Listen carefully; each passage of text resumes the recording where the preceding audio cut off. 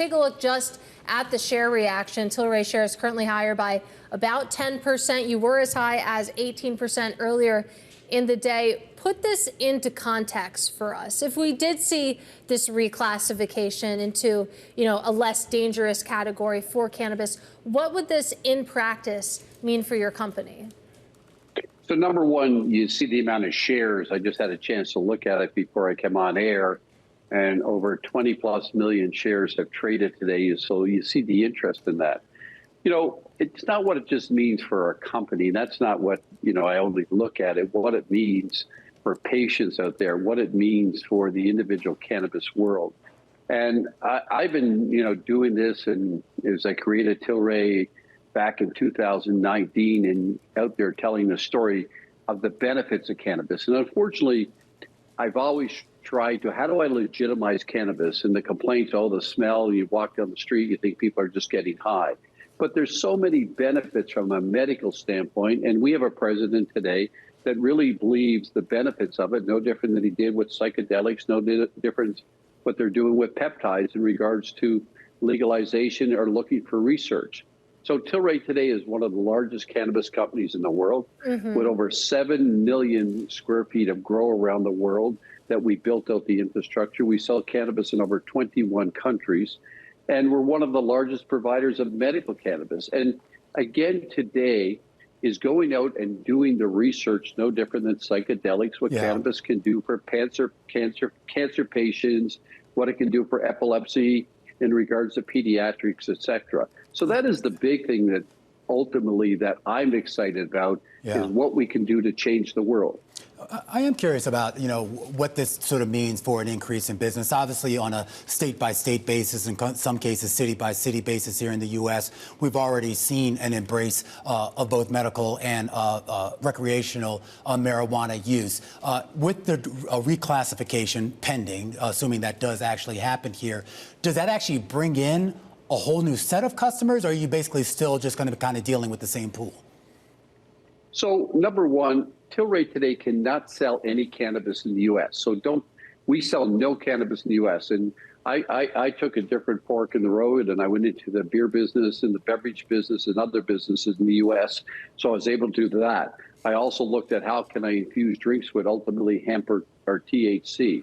So from our standpoint, what it allows us to do is start working with the FDA and taking some of the research that we've done in other countries and going to the FDA and getting the approvals to sell cannabis for cancer patients, for epilepsy, for sleep, and for all the other things that we believe it could do. So that is the big thing. Is it an instant business for us today? No. But I'll tell you, is there a big business there afterwards? Absolutely. And I see what's happening internationally for us today. We sell over $100 million in cannabis internationally that just sold through patients for medical reasons. We sell $200 million of cannabis in Canada today, where Canada's the only country from a recreational, but it's both medical and recreational cannabis. So again, if you take the U.S., which is the largest country from a medical standpoint, what it can do for Tilray is tremendous. And what Tilray has already in place, it has infrastructure, it has grow, it has brands, it has research that we've done all over the place that we can ultimately transplant here. Right. And we've already talked to the FDA and that in regards to things that we're able to get going in a quick, motion here. So, to build on that, the U.S. isn't a market that you play in yet, but assuming, that it is reclassified cannabis as a Schedule III drug, do you have any working timelines for when the U.S. would be a viable market for you to enter? Listen, we have the playbook, we have the research, we have, all our different, we have our paraffins, we have the genetics that we've used around the world that we can bring here pretty quickly. We have research that we've done in regards to what it does for nausea within cancer patients to get to the FDA in a quick manner. So could we be in a business within 6 months? Absolutely, if we get the right approvals.